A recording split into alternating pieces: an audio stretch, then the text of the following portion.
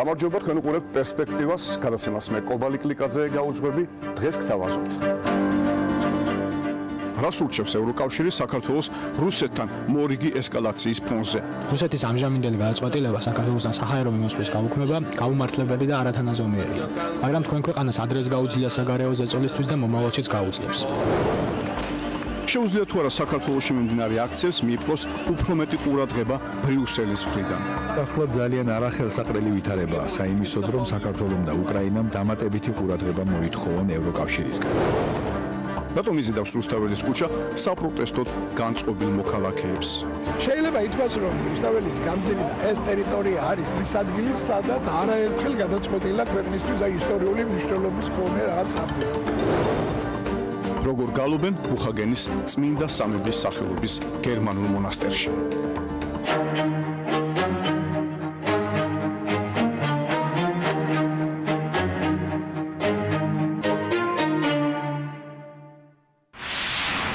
როგორი საერთაშორისო გამოხმაურება ახლავს საქართველოში მიმდინარე ანტისაოკუპაციო საპროტესტო აქციებს სამხრეთ კავკასიის რეგიონში, რუსეთსა და ევროკავშირში, გაერთიანებაში, რომლის დროშებიც თბილისის ქუჩებში ცვლილებების მოთხოვნით გამოსულ არაერთ ადამიანს უპყრია ხელთ. Canisters of tear gas rained down on protesters. 20 ივნისს საქართველოს პარლამენტის წინ მომხდარმა ძალადობამ კიდევ ერთხელ დაანახვა საერთაშორისო საზოგადოებას თუ რა მყიფეა პოლიტიკური სტაბილურობა სამხრეთ კავკასიის ამ სახელმწიფოში, რომელმაც დამოუკიდებლობის შემდეგ რამდენჯერმე გადაიტანა სამოქალაქო დაპირისპირება, ეთნიკური კონფლიქტები და სულ ბოლოს 5-დღიანი ომი მეზობელ რუსეთთან. მაშინ როცა 20 ივნისის მიტინგის დროს განვითარებული ტრაგიკული მოვლენები კვლავ რჩება საქართველოს პოლიტიკური დღის წესრიგისა და უწყვეტი საპროტესტო აქციების თემად, თბილისის დასავლელი პარტნიორები არ ჩქარობენ დასკვნების გაკეთებას და ორივე მხარეს თავშეკავებისაკენ მოუწოდებენ. ევროკავშირს რაც შეუძლია ის არის, რომ გამოხატოს თავისი შეშფოთება პოლიტიკური პროცესების გარშემო. რასაც აკეთებს კიდეც. მოუწოდებს ორივე მხარეს დემონსტრანტებს და მთავრობას გამოიჩინონ მოთმინება. უსარგებლოა, როცა დემონსტრანტები პარლამენტის შენობაში დარბიან და უსარგებლოა, როცა პოლიციელები რეზინის ტყვეებს ისვრიან.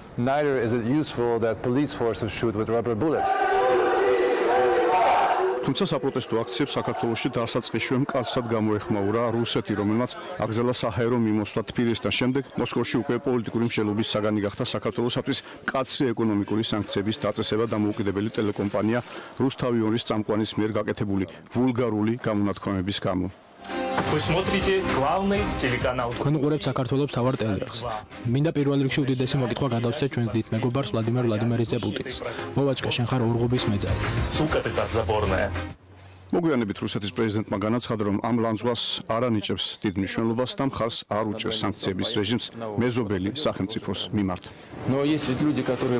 ხომ არსებობენ საქართველოში სხვა ადამიანები, რომლებიც პროტესტს გამოთქვამენ ამაზე. სწორედ ამ ხალხის გულისთვის რუსეთსა და საქართველოს შორის სრულფასოვანი ურთიერთობების აღდგენის მიზნით მე არ გავაკეთებდი არაფერი ისეც, რაც გაართულებდა ჩვენს ურთიერთობებს. მაგრამ ვლადიმერ პუტინი არ არის მსოფლიო მასშტაბის ის ლიდერი, რომლის ამ განცხადების მოსასმენად დგანა საქართველოს ქუჩებში გამოსული დემონსტრანტები. საპროტესტო აქციის მონაწილეები არამხოლოდ საკუთარი ხელისუფლებისაგან მოითხოვენ, არამედ დასავლეთის განაცელოდებიან უფრო მტკიცე ნაბიჯებს რუსეთის მიერ 11 წლის წინ ოკუპირებული ტერიტორიების აფხაზეთისა და სამხრეთ ოსეთის დეოკუპაციის საკითხში. მოდი გადაჭარბებით ნუ შევაფასებთ ევროკავშირის შესაძლებლობას. ევროკავშირი დიახ არ გაგზავნის ჯარს, იარაღს და რეაქტიულ გამანადგურებლებს, მაგრამ მას შეუძლია სხვა მხრივ დაეხმაროს ქვეყნებს, რომლებსაც დახმარება ესაჭიროებათ. პირველ რიგში ევროკავშირს აქვს მძლავრი ბერკეტი, რათა უზრუნველყოს კანონის უზენაესობის განვითარება და კორუფციის წინააღმდეგ ბრძოლა. და მაშინ როცა საქართველოში თითქმის მთელი თვე გრძელდება საპროტესტო აქციები, ევროკავშირის მხრიდან სიჩუმე როგორც იქნა დაირღვა.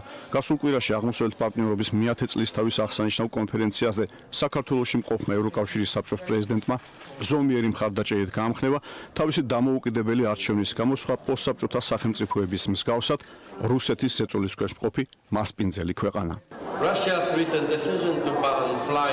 რუსეთის ამჟამინდელი გადაწყვეტილება საქართველოსთან საჰაერო მიმოსვლის გაუქმება გაუმართლებელი და არათანაზომიერია, მაგრამ თქვენ ქვეყანას ადრეს გაუძლია საგარეო ზეწოლისთვის და მომავალშიც გაუძლებს. რუსეთის ოკუპაცია საქართველოში მრავალი წლის განმავლობაში გრძელდება და მთელი ამ ხნის მანძილზე ევროკავშირი და ნატო მტკიცე მხარდაჭერას უცხადებენ საქართველოს ტერიტორიულ მთლიანობას. შეუძლიათ თუ არა საქართველოში მიმდინარე ანტისაოკუპაციო საპროტესტო აქციებს უფრო მეტი ყურადღების მიპყრობა ბრიუსელის მხრიდან. ჩვენ შეკითხვებს სწორედ ბრიუსელიდან უპასუხებს ნასტაია შევრემიას კორესპონდენტი გრიგორი ჟიგალოვი. Тут скажу две вещи, если говорить про Европейский Союз. აქ ორ რამეს ვიტყოდი, თუ ევროკავშირზე ვლაპარაკობთ. ახლა ევროკავშირს თავისი ძალიან ბევრი შიდა პრობლემა აქვს, რაც ბევრ დროს და ენერგიას მოითხოვს. ეს არის ბრექსიტთან დაკავშირებული პრობლემა. კვლავ გაუგებარია იქნება მკაცრი ბრექსიტი თუ მსუბუქი, რამდენად ძლიერ დარტყმას მიაყენებს ის ევროკავშირის ეკონომიკას. და ეს არის ასევე შიდა დაპირისპირება, მაგალითად იტალიასა და საფრანგეთს შორის. ან პოლონეთ-უნგრეთ იტალიის დაპირისპირება ევროკავშირის ძირითად ინსტიტუციებთან. და მეორეა ევროკავშირის ხელმძღვანელობის ცვლილებასთან დაკავშირებული პრობლემა. მიმდინარე წლის მაისში გაგახსენებთ გაიმართა ევროპარლამენტის არჩევნები და ახლა ყველა იმაზეა კონცენტრირებული თუ ვინ მიიღებს მთავარ პორტფელებს ბრიუსელის კაბინეტებში. ეს არ ნიშნავს, რომ ევროკავშირი საერთოდ აღარ აქცევდეს ყურადღებას იმას, რაც რეგიონში ხდება. რა თქმა უნდა, ბრიუსელშიც და ევროკავშირის ქვეყნების დედაქალაქებშიც თვალს ადევნებენ იმას, რაც თბილისში ხდება. ამ დღეებში ჩვენ მოვისმინეთ ევროკავშირის საგარეო პოლიტიკური უწყების განცხადება, რომელიც საქართველოსთან ფრენების აკრძალვას უწოდებს შეუსაბამო და დაუსაბუთებელ ნაბიჯს და ასევე გამოთქვამს შეშფოთებას, რომ ჩაიკეტა ადმინისტრაციული საზღვარი აფხაზეთთან 27 ივნისს, რაც ხელს უშლის ადამიანების თავისუფალ გადაადგილებას და უნდა გაუქმდეს. ამასთან ბრიუსელში კვლავ მოუწოდებენ რუსეთსა და საქართველოს, რომ ჟენევის ფორმატი გამოიყენონ დაძაბულობის განსამუხტავად. საქართველოს მსგავსად მოგვიანებით მსგავს პრობლემას შეეჩეხა უკრაინას. რუსეთის მხრიდან ყირიმის ანექსია და დონბასში მიმდინარე კონფლიქტი მაქვს მხედველობაში. როგორ ფიქრობთ, როგორც ჟურნალისტი, რომელიც ბრიუსელში მუშაობს, მგზად არის ევროკავშირი თვალსაწიერ მომავალში უფრო აქტიურად შეერთოს საქართველოსა და უკრაინის деоккупацიის პროცესში? Деоккупации как в Грузии, так и в Украине. Как я уже сказал, сейчас очень неудачное время как для როგორც თქვი, ახლა ძალიან არახელსაყრელი ვითარებაა საიმისოდ, რომ საქართველომ და უკრაინამ დამატებითი ყურადღება მოითხოვონ ევროკავშირისგან, რომელიც ჩაფლულია თავის შიდა პრობლემებში. ამასთანავე ევროკავშირი რჩება ერთგული იმ პოლიტიკისა, რომელსაც ბოლო წლებში ატარებს. ესაა ტერიტორიული მთლიანობის მხარდაჭერა, არაღიარება ოკუპაციის, ფსევდორესპუბლიკების დამოუკიდებლობის არაღიარება. და როგორც ჩანს, დიპლომატიური მხარდაჭერა ასეთი ფორმულირებით მომავალშიც გაგრძელდება. უკრაინის შემთხვევაში ლაპარაკია ანტირუსული სანქციების მნიშვნელოვან პაკეტზე, რომლის გაუქმებასაც რუსეთის ევროსაბჭოს საპარლამენტო ასამბლეაში დაბრუნების მიუხედავად ევროკავშირში არავინ აპირებს. მაგრამ ბრიუსელისგან უფრო მეტის მოლოდინი უკრაინას და საქართველოს არ უნდა ჰქონდეს.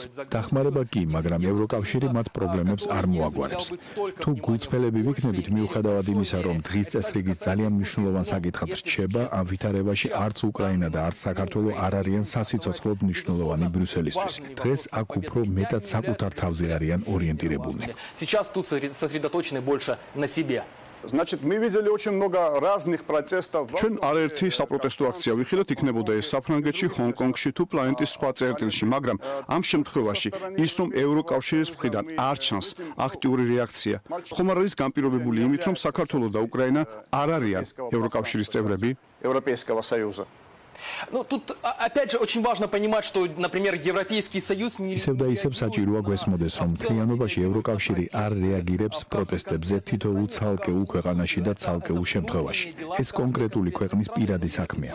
რაც შეეხება საპროტესტო აქციებს საქართველოში, უკრაინასა თუ ჰონკონგში, რა თქმა უნდა, გეოპოლიტიკური ინტერესების გათვალისწინებით ევროკავშირი მათ ყურადღებით აგვირდება.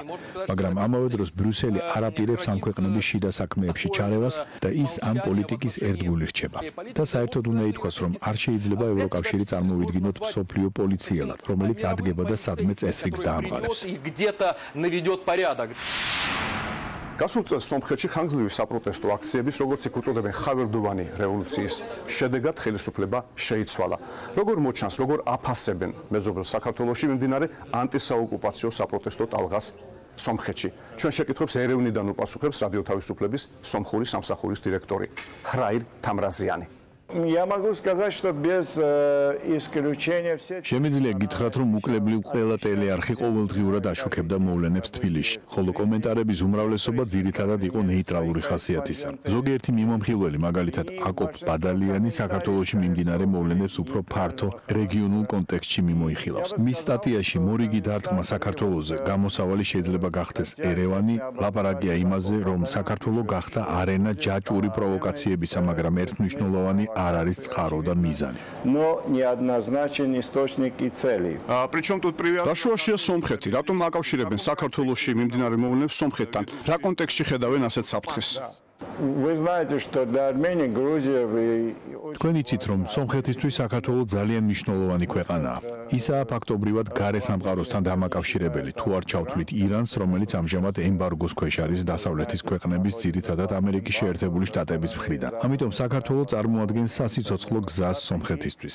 ამიტომ იმას, რაც საქართველოში ხდება, უშუალო მნიშვნელობა აქვს სომხეთისთვის. Отношения и к Армении. Это общеизвестно, что საყოველთაოდ არის ცნობილი, რომ სომხეთის ბევრი მოქალაქე სტუმრობს საფრთხში შავი ზღვის კურორტებს ბათუმში, ქობულეთსა თუ გრიგოლეთში დასასვენებლად. ცნობილი მოვლენების ფონზე, როცა საქართველოში კლებულობს რუსი ტურისტების რაოდენობა, რა ვითარება სომხეთიდან მომავალ ტურისტებთან დაკავშირებით? Туристов из Армении. Кстати, можно сказать, что Армения стала как... სხვათა შორის შეიძლება ითქვას, რომ სომხეთი გადაიქცა სატრანზიტო ქვეყნად რუსი ტურისტებისთვის, რომლებიც ჩამოდიან სომხეთში და აქედან მიემგზავრებიან საქართველოში ავტობუსებით, მანქანებით, მატარებლებით. როგორც არ უნდა იყოს, რუსი ტურისტები, ჩემი აზრით, კვლავაც დიდი სურვილით მიდიან საქართველოში. მათ უყვართ საქართველოს შავი ზღვის სანაპიროები. შავი ზღვა უყვართ სომხებს. ისინი დიდი ხალისით მიემგზავრებიან საქართველოში და ჩემი აზრით, სომხეთიდან ტურისტული ნაკადი არ შემცირდება. Не уменьшилось, я думаю. პროტესტის გამოხატვა რუსთაველის გამზირზე დიდი ხანია ტრადიციად იქცა. სწორედ იქ გაიმართა პირველი ხალხმრავალი აქცია 1978 წლის აპრილში, როცა საქართველოს ახალგაზრდობამ საბჭოთა კონსტიტუციაში ქართული ენის სახელმწიფო ენად დატოვება მოითხოვა. მას შემდეგ ყველა დიდი პროტესტი სწორედ თბილისის მთავარ გამზირს უკავშირდება. რატომ იზიდავს რუსთაველის ქუჩა ასე ყველას? რესპუბლიკური პარტიის წევრი და მრავალი აქციის მონაწილე დავით ზურაბიშვილი პასუხობს ჩემი კოლეგის ეკა ქევანიშვილის შეკითხვებს. რატომ იბრძვიან სულ ამ სივრცისთვის? ყველა პრინციპში ვისაც რაღაც აქვს გასაპროტესტებელი. რა მაგია აქვს ამაზე? თავარი მაგისტრალია პრაქტიკულად. ქალაქის ცენტრია, აქ გადაკეთვა ქუჩის და აქ მანიფესტაცია იწევს ძალიან ბევრი სხვა ადამიანის ყურადღებას. შეიძლება ითქვას ტრადიციაც გახდა. ანუ აი წარსულის გამო თუ გავხედავთ, ეს ტრადიციული ადგილია უკვე, სადაც დიდი მანიფესტაციები იმართება, დიდი აქციები იმართება და აქ მომხდარა ამბები აი ამ ადგილას, რომელსაც საქართველოსთვის ისტორიული მნიშვნელობა ქონია. ვის ელაპარაკებიან აქედან? ხალხი ვის ელაპარაკება? კონკრეტული ადრესატი არ ყავს ასე ერთი და ორი. არის ხელისუფლების მიმართ, რა თქმა უნდა, არის საზოგადოების მიმართ მთელ ქვეყანას, ანუ შენ ნებას აცხადებ, შენ დამოკიდებულებას აცხადებ და იმედი გაქვს, რომ ხარდაჭერას მოიპოვებ ამიტომ. მეორეს ხო ხელისუფლებას ელაპარაკები, რომ რაღაცა კონზე მოვიდეს და გააკეთოს რაღაცა, ხო? აი ტრადიცია ახსენეთ და მაგაზეც მინდა გკითხოთ. შეგვიძლია აი რამდენიმე ყველაზე მთავარი აქცია გავიხსენოთ, რაც აქ მოხდა? მე პრაქტიკულად ყველა ის მონაწილე ვარ, ყველა იმ მთავარი აქციის. ანუ პირველი ალბათ ეს იყო ჩემ მახსოვებაში, რაც იყო 78 წლის 14 აპრილი, როდესაც ახალგაზრდობა, სწორედ ახალგაზრდობა იყო მაშინაც ძირითადად გამოსულ ძირითადად, კი არა 90%. შეიძლება ითქვას, დაიცვა ქართული ენა, დაიცვა ეროვნული ღირსება და ქართული ენა სახელმწიფო ენა ჩაიწერა ეს და ამის გარდა კიდევ უნიშნელოვანესი პრეცედენტი იყო საბჭოთა კავშირის წარმატებული სახალხო გამოსვლა სხვა არის. მე კაი ხანი გამყვა პირადად მაშინ მონაწილეობას საამა. კარგა ხაზ ეხლაც კი სიამაყრით ვიხსენებ ამ. მაშინაც აქ იყო მთავარი. კი, მაშინაც აქ ხდებოდა ზუსტად აი აქ ვიდექი კარგად მახსოვს, როგორ მაშინ ორი ქანდაკება იდგა რაღაც დიდი საბჭოთა სტილში, ეხლა აღარ დგას. მე ალბათ ასეთი მნიშვნელოვანი იყო 99 წლის აპრილის ღამე, როდესაც აქ დაიღუპნენ ადამიანები საქართველოს დამოუკიდებლობის იდეას შეეწირნენ და იმ ამბავმა და იმ აქტმა და ამ ტრაგედიამ ძალიან დააჩქარა დამოუკიდებლობის მიღება და ეროვნული მოძრაობის გამარჯვება საქართველოს. მნიშვნელოვანი იყო ვარდების რევოლუციის ამბავი, რომელიც მართალია დაიწყო სხვაგან. მაგრამ პრინციპში ეს ადგილი გახდა მაინც ეპიცენტრი, აქ ასლანაბაშიძის, სწორედ მაშინ იყო სწორედ ასლანაბაშიძე და შევარდნაძე კონტრაქცია მოაწყო, შეეცადნენ აქ დაეკავებინა ზოგიერთი მათგანი, კვიციანი იმ აქციაზეც გამოდიოდა და ახლაც გამოდიოდა, მაგალითად, მახსოვს. ну ასევე ძალიან სერიოზული ორი დიდი დარბევა, ასე თქვა და სასტიკი დარბევა 2007 წლის ნოემბრის ამდენში აქ დაიწყო. სულიად ცოტა ხალხი იყო მაშინ და სწორედ აქ რომ მოხდა ეს დარბევა და აქ არ მოუშვეს მანიფესტანტები. ამან გამოიწვია შემდგომ აზურითება პროტესტის ტალღის. გვახსოვს 26 მაისის აქცია, რომელიც ასევე სასტიკად დაჟილი იყო 2011 წლის 26 მაისის. ერთი აქცია გამომჩა, რომელიც ასევე მახსოვს, მე კარგად იყო თვალწინები 2001 წელს, როდესაც ახალგაზრდობის აქცია იყო. მაშინ ეს იყო რუსთავი ორში უშიშროების შესulis შემდეგ მოყვა მას დიდი პროტესტი და საბოლოოდ დამთავრდა ყველაფერი იმით, რომ მაშინდელი ასე ვთქვათ ხელისუფლების ბურჯი კახა თარგამაძე შინაგან საქმეთა მინისტრი გადადგა. მე მგონი ახლა რაღაც დაახლოებით იგივე მეორდება. შეიძლება ითქვას, რომ რუსთაველის გამზირი და ეს ტერიტორია არის ის ადგილი, სადაც არაერთხელ გადაწყვეტილა ქვეყნისთვის აი ისტორიული მნიშვნელობის მქონე რაღაც ამბები. და მე მგონი ახლაც დაახლოებით ესეთ ისტორია იწერება სწორედ აქ. ჩვენს გადაცემაში ახლა თავისუფლების კითხვების დროა. სიტყვას გადავცემ სოფო დათიშვილს. გასულ კვირაში ულტრანაციონალისტური ჯგუფები ანტიდისკრიმინაციული კანონის გაუქმებას ითხოვდნენ. დღევანდელ თავისუფლების კითხვებში ამ კანონს გადავხედავთ. კანონი დისკრიმინაციის ყველა ფორმის აღმოფხვის შესახებ. ასე ქვია იმ კანონს, რომელსაც ანტიდისკრიმინაციული სახელით იცნობს საზოგადოება. 5 წლის წინ სანამ მიიღებდნენ მოქალაქეების თანასწორობის საკითხს მხოლოდ კონსტიტუცია განსაზღვრავდა. ამის შესახებ ჩვენი Instagram მიმდევრების ნახევარზე მეტმა იცოდა. ჩვენ ასევე დავინტერესდით თუ იცოდა ჩვენმა Instagram აუდიტორიამ რა ფორმის დისკრიმინაციას კრძალავს ანტიდისკრიმინაციული კანონი. ყველა მიღებული პასუხი სწორი აღმოჩნდა, თუმცა სრულყოფილი არც ერთი.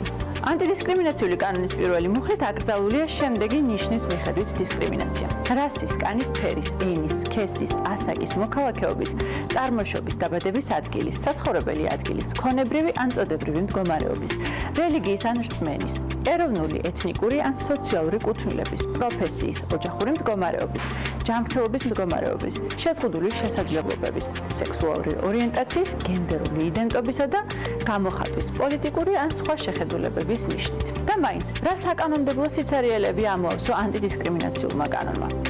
მანამდე კონსტიტუციის თანასწორობის მუხლი ასე ფართოდ ჩამონათვალს არ მოიცავდა, თუმცა იმას, რასაც კონსტიტუცია დისკრიმინაციად ცალკე არ გამოყოფდა, საკონსტიტუციო სასამართლო არქმევდა სახელს. მაგალითად, ანტიდისკრიმინაციული კანონის ამოქმედებამდე საკონსტიტუციო სასამართლოს დაკმაყოფილებული აქვს სარჩელისა და სექსუალური ორიენტაციის ნიშნით დისკრიმინაცია გამოიკვეთა. საქმე ეხება იმ მუხლის გაუქმებას, რომელიც ჰომოსექსუალ დონორებს სისხლის დონაციას უკრძალავდა. გარდა ამისა 2014 წელს ანტიდისკრიმინაციული კანონის მიღებით ქვეყანამ პირველად განსაზღვრა პირდაპირი და არაპირდაპირი დისკრიმინაციის მნიშვნელობა. ხელისუფლება ამბობს, რომ ულტრანაციონალისტური ჯგუფების მოთხოვნის მიუხედავად ანტიდისკრიმინაციული კანონი არ გადაიხედება. იგივე აზრზეა ჩვენი Instagram მიმდევრების უმრავლესობა. ისინი ფიქრობენ, რომ ანტიდისკრიმინაციული კანონის არსებობა ძალიან მნიშვნელოვანია. ეს იყო ამ კვირის თავისუფლების კითხვები. შენ უცხოეთში ასე ქვია რუბრიკას, რომელსაც ჩვენს გადაცემა პერსპექტივაში წარმოგიდგენთ. ოქროპირ რუხაძე გიამბობთ ადამიანებზე, რომლებიც ამა თუ იმ მიზეზის გამო მშობლიურ მიწაზე ან ვერ ცხოვრობენ. ოქროპირ, ვინ არის ამჯერად შენი რუბრიკის გმირი? ეკლესია როგორც რელიგიური ინსტიტუტი, რომელიც მართლმადიდებლობას წარმოადგენს გერმანიაში. ქვეყანაში, სადაც 1990 წელს დაარსდა მართლმადიდებლური მონასტერი. ბულგარეთთან კავშირი კი ის არის, რომ გერმანელი ბერების მიერ ბუხაგენში ჰანოვერთან დაარსებული ეს თემი გახდა ნაწილი ბულგარეთის საპატრიარქოს კავშირისა.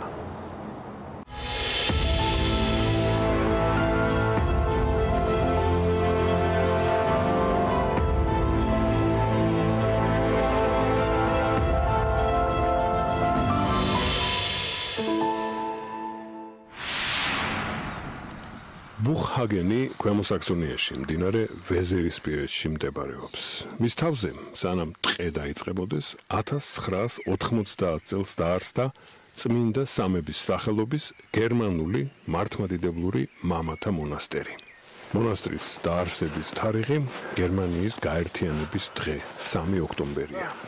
ეს გზა აგვიყვანს მართლმადიდებლურ მონასტერში. მონასტერში, რომელიც მართლმადიდებელი ბერების მიერ არის აშენებული.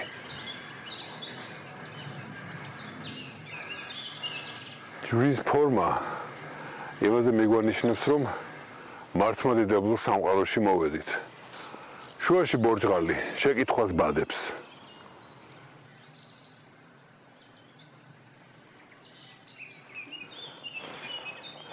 აი, გამოიკითხავთ წარწერას გერმანულად. Deutsches Orthodoxes Kloster Heilige Dreifaltigkeit. ქართულად გერმანული მართლმადიდებლური მონასტერი წმინდა სამების სახელობისა. ივანე მონასტრის წინამძღვარი 1981 წელს ათონის მთაზე დიდ ლავრაში აღიკვეცა ბერად. მანამდე ბერლინში მუსიკა და რელიგიათმცოდნეობა ისწავლა. მამა ივანემ ათონის მთაზე მიღებული ცოდნითა და გამოცდილებით შეძლო დაეარსებინა ეს მონასტერი. მან თავის სულიერ ძმებთან ერთად იყიდა მიწა და დააარსა დღემდე გერმანელი მართლმადიდებელი ბერების პირველი თემი. მონასტრის კარიბჭეს როცა მიადგებით, დაგხვდებათ ეს ზარი, რომელსაც ჩამოჰკრავთ და ბერები მას გაგიღებენ და შიგნით შეგიწყვებიან. მონასტერში თავიდან ჩვენი უშუალო მასპინძელი იყო მამა ლაზარე, რომელსაც გავეცანით თავიდან და მან მონასტრის ისტორია გვიამბო. ჩვენ პატივი ჰქონდა ეკლესიის წინამძღვართანაც გვებაასა, თუმცა ამ ყველაფრის გადაღებაზე თანხმობა ვერ მივიღეთ. ეკლესიის დამაარსებლებისთვის გერმანიის მართლმადიდებლური მონასტერი წარმოადგენს მხოლოდ ძველის აღდგენას. ადრე დღევანდელი გერმანიის მიწებზე მცხოვრები ქრისტიანები მართლმადიდებლები იყვნენ. საბერძნეთში ათონის მთაზე გატარებული დროის შემდეგ მამა ივანემ ხელდასხმა მიიღო ხელდასხმა, რომელსაც შეეძლო დაეარსებინა მონასტერი. 1994 წლის შემდეგ ბუხჰაგენის მონასტერი დასავლეთი და აღმოსავლეთი ევროპის მიტროპოლიტმა სიმეონმა აკურთხა. გერმანული მართლმადიდებლური ეპარქია შეუკავშირდა ბულგარეთის მართლმადიდებელ საპატრიარქოს. მონასტრის არქიტექტურა ვეზერის, ამ რეგიონის რომანული არქიტექტურისა და ბიზანტიური სამონასტრო ხუროთმოძღვრების საფუძველზე შეიქმნა. ტაძრის საინტერნეტო საიტზე წაიკითხავთ, რომ ეს ის პერიოდია, როცა ირლანდიიდან საქართველომდე ევროპაში სულიერი კულტურული ერთიანობა იყო. დაგეგმილია მონასტრის ტაძრის მშენებლობა, რომელიც ჯვარულგუმბათოვანი ტიპისა იქნება. გერმანული მართლმადიდებელი ეკლესიის დამაარსებელმა მამა ივანემ თვითონ ისწავლა არქიტექტურა, თვითონ ისურვა, რომ მის მიერ დაარსებული ტაძარი ასეთი ყოფილიყო, თანამედროვე გერმანული მონასტერი, რომლის ეზოს ეს შესანიშნავი ვარდის კვარცის ამშვენებს. 1990-იან წლების შუაში აიგო მონასტრის ეკლესიის კრიპტა და 96 წელს აკურთხეს ის როგორც ღვთიური სიბრძნის ტაძარი. ბერების ცხოვრება ბუხჰაგენის მონასტერში ათონის წმინდა მთის გადმოცემებს ემყარება.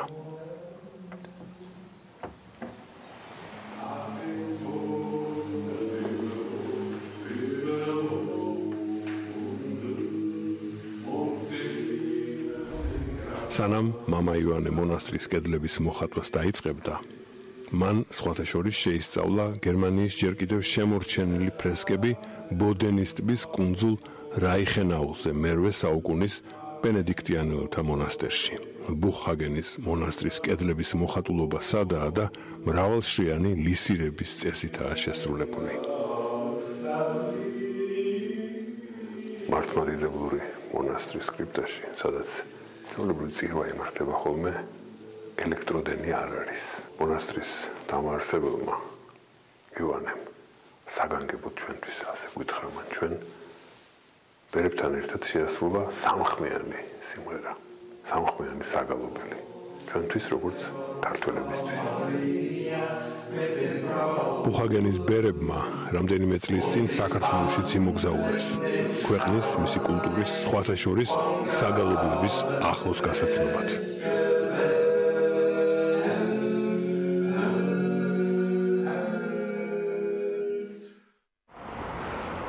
ახალგენელმა ბერებმა საქართველოში მოგზაურეს, შეხვდნენ მართლმადიდებელ სასულიერო პირებს ამ ქვეყანაში და როგორც ჩვენი ფილმიდანაც ჩანს, ისმინეს არაერთი საგალობელი. სწორედ ქართული საგალობელია ერთ-ერთი ნიმუში მათთვის, იმისათვის რომ შეიქმნას გერმანულ ენაზე მართლმადიდებლური საეკლესიო საგალობლები. ამასობაში დადგა დრო დაგემშვიდობოთ. გადაცემას მე კობალი კლიკაძე უძღვებოდი. დიდი მადლობა რომ გვიყურებდით. მომავალ შეხვედრამდე.